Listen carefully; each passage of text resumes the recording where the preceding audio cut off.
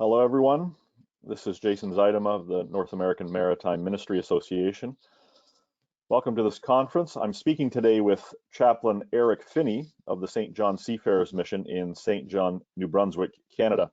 Eric is a Seafarers chaplain, but he also serves on a number of nonprofit boards, and he's thought deeply about policy governance and strategic planning.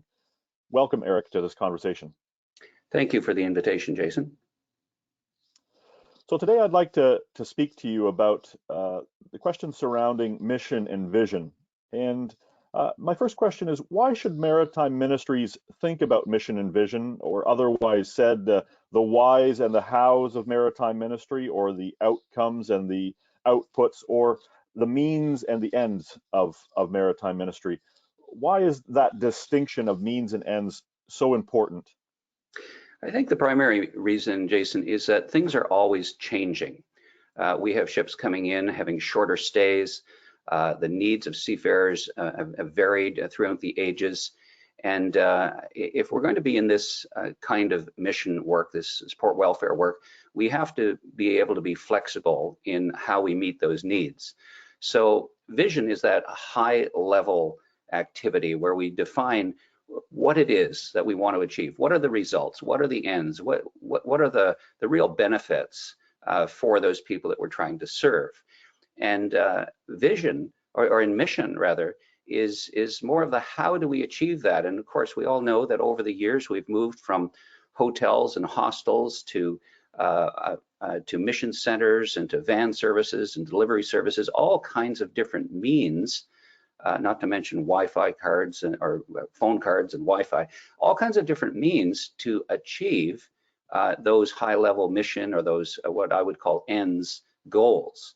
And so I think it's always important for organizations to be thinking about what the vision is and what the mission or what the means are that they're using. In making that distinction between vision and mission, or between the ends and the means, why do so many nonprofits get these mixed up, or the temptation to mix them up? And what are the consequences of mixing them up?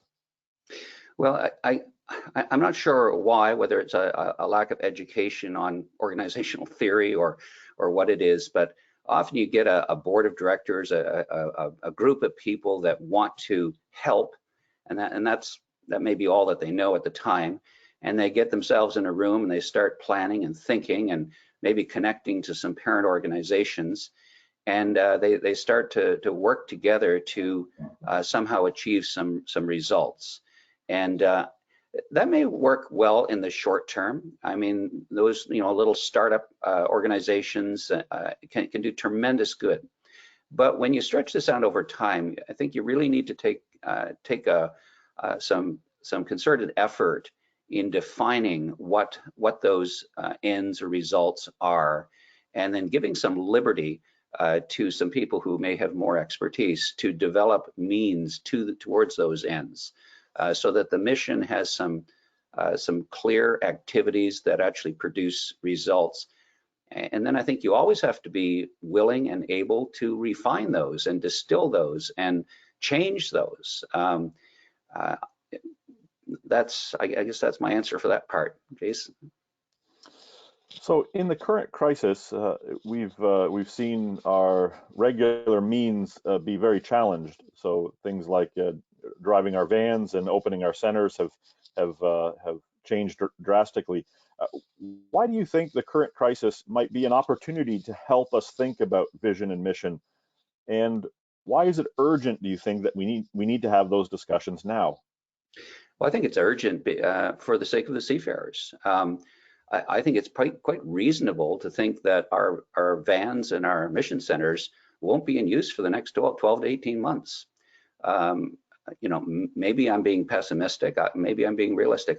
Nobody knows. This is what the experts are all saying today, is that we just don't know. So we have seafarers basically stuck on ships, and we're not able to do the activities that previously were actually helping them. So this is an excellent time. I do call it an opportunity to go back to those original vision statements and visionary ideas, and to frame, what results are we trying to achieve?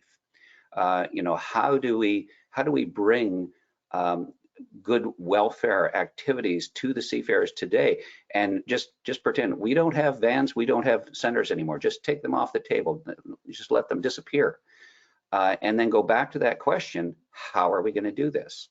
And I think a group of people put in a room with that question, I think that they can come up with some really good ideas. I think we have the technology, we have the relationships, we have the people that we can do some really amazing things, probably things that we should have been doing for the last 4 or 5 years at least. So give me an example of the kinds of things we might be thinking about or should be thinking about when we have more clarity on this vision and mission distinction.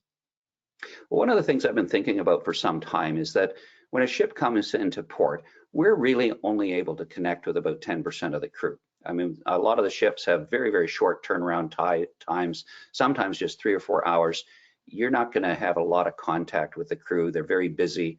It's not like the old days when a ship would come in and load for a week and everybody would get a chance for shore leave. Those days are gone, except for a few very distinct type of carriers. And so because of these short stays and then larger, more restricted terminal operations, we need something else.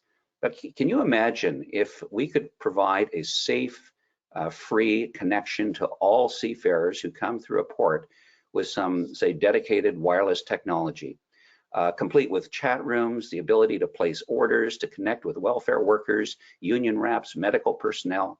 I think that's very doable, not with vans and centers, but through infrastructure and through apps for iPhones and tablets.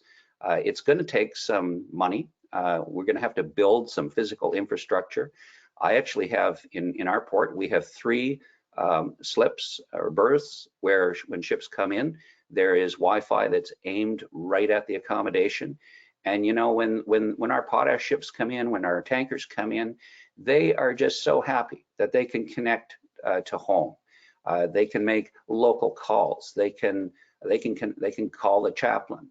It's not developed to the place that I think it should be, but we've proven that it can be done. So I think now is the opportunity to really invest in some technology, do some thinking together, and come up with some new alternatives, which, you know, down the road, we may still use our vans, we may still use our centers, but I think there's some new things that we can develop, both in the infrastructure, technology infrastructure, and in the apps that will allow every seafarer to have the access to the resources that they need. Well, thank you, Chaplain Phinney, for your time and for speaking with us today. Thank you. Okay, thank you, Jason.